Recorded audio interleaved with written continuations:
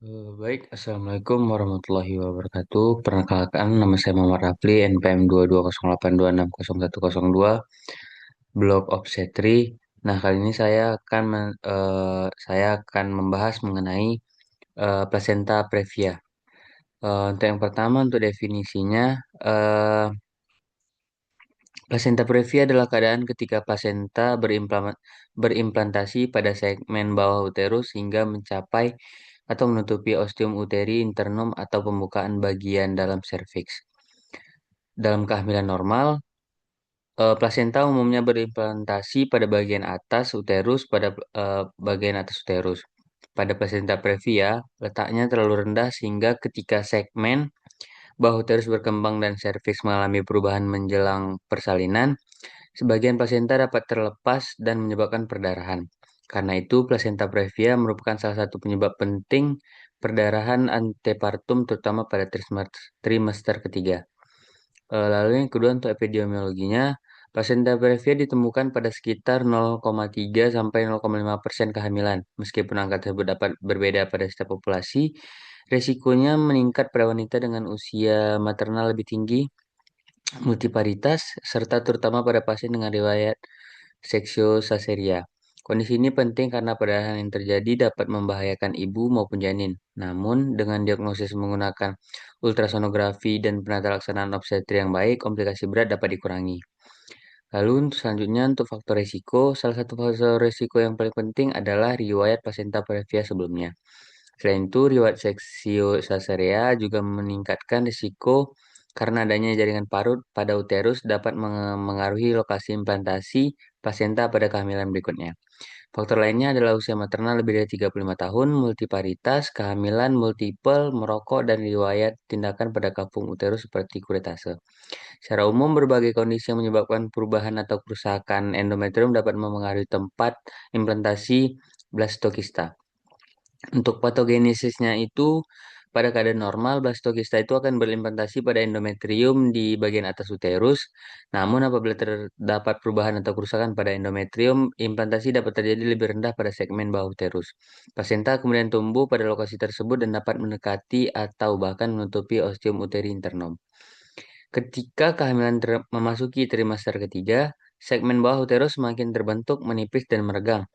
Plasenta tidak dapat mengikuti perubahan luas permukaan tersebut secara sempurna. Akibatnya, sebagian jaringan plasenta dapat terlepas dari dinding uterus sehingga pembuluh darah maternal terbuka dan terjadilah pendarahan. Selanjutnya untuk klasifikasinya, untuk klasifikasi berdasarkan plasenta dengan ostium uteri internum, secara klasik terdapat plasenta previa totalis, yaitu plasenta menutupi seluruh ostium internum. Lalu ada plasenta previa partialis, yaitu plasenta menutupi sebagian ostium internum. Lalu ada plasenta previa marginalis, yaitu tepi plasenta mencapai tepi ostium internum tetapi tidak menutupinya. Selain itu terdapat low-lying placenta, yaitu plasenta terletak pada segmen bawah uterus dan tepinya berada dekat dengan ostium internum tetapi tidak menutupinya. Dalam praktik modern, penilaian dengan USG lebih sering menggambarkan apakah plasenta menutupi ostium internum atau berada pada jarak tertentu dari ostium, karena hal tersebut berperan dalam menentukan rencana persalinan. Untuk patofisiologinya, plasenta previa ini berkaitan dengan lokasi plasenta di segmen bawah uterus seiring bertambahnya usia kehamilan. Segmen bawah uterus itu mengalami peregangan dan penipisan karena plasenta tidak mampu berkontraksi atau mengikuti peregangan tersebut. Seperti jaringan uterus, sebagian pelekatan plasenta dapat terlepas. Akibatnya pembuluh darah maternal di tempat implantasi terbuka dan terjadi perdarahan pervaginam. Perdarahan dapat berhenti sementara, tetapi dapat berulang karena perubahan segmen bahu uterus terus berlangsung. Jika perdarahan berlangsung banyak, ibu dapat mengalami anemia hingga shock hipovolemik. Pada janin, perdarahan maternal dan kebutuhan terminasi kehamilan lebih awal dapat meningkatkan risiko prematuritas. Lalu untuk gambaran klinisnya, yang manifestasi klasik plasenta previa yang paling sering adalah perdarahan pervaginam berwarna merah segar, terjadi secara tiba-tiba dan biasanya tanpa disertai nyeri. Perdarahan umum terjadi pada trimester ketiga dan dapat berulang. Ini merupakan poin penting untuk membedakan plasenta previa dari beberapa penyebab perdarahan tripartum lainnya. Pada solusio plasenta, misalnya, perdarahan biasanya disertai nyeri abdomen, kontraksi uterus, atau uterus yang tegang. Sedangkan pada plasenta previa, Uterus umumnya relatif lunak dan perdarahan bersifat tidak nyeri. Apabila perdarahan banyak, pasien dapat menunjukkan tanda kehilangan darah seperti pucat, lemas, takikardi, hipertensi, serta bahkan shock. Karena pasien tak berada di bagian bahu uterus, dapat pula ditemukan malpresentasi janin, misalnya presentasi bokong atau lintang. Lalu untuk diagnosisnya itu dimulai dari anamnesis, kita menanyakan usia kehamilan, karakteristik perdarahan, jumlah perdarahan, atau ada tidaknya nyeri, serta faktor risiko seperti riwayat seksiosaseria dan plasenta previa sebelumnya. Kemudian dilakukan pemeriksaan fisik untuk menilai stabilitas hemodinamik ibunya, termasuk tekanan darah, nadi, kesadaran, dan tanda kehilangan darah.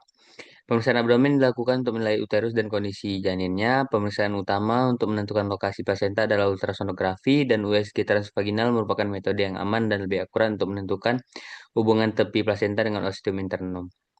Satu hal yang sangat penting adalah pemeriksaan vaginal digital atau pemeriksaan tekanan dalam dengan jari tidak boleh dilakukan sebelum plasenta previa disingkirkan, karena manipulasi serviks dapat memicu perdarahan hebat. Pemeriksaan lab seperti hemoglobin, hematokrit, golongan darah, dan crossmatch juga diperlukan terutama bila terdapat perdarahan. Lalu untuk tata laksananya, prinsip pertama adalah menilai dan menstabilkan kondisi ibu terlebih dahulu. Pada perdarahan berat, dilakukan pelayanan ABC, pemasangan akses intravena, pemeriksaan darah, pemberian cairan, serta transfusi darah apabila diperlukan. Kondisi janin juga harus dievaluasi. Selanjutnya, keputusan apakah kehamilan dipertahankan atau dilakukan persalinan tergantung pada beberapa faktor, terutama jumlah perdarahan, stabilitas ibu dan janin, usia kehamilan, serta lokasi plasenta. Pada pasien preterm yang stabil dengan perdarahan yang sudah berhenti dan tanpa indikasi persalinan segera, dapat lakukan expentan manajemen dengan observasi ketat.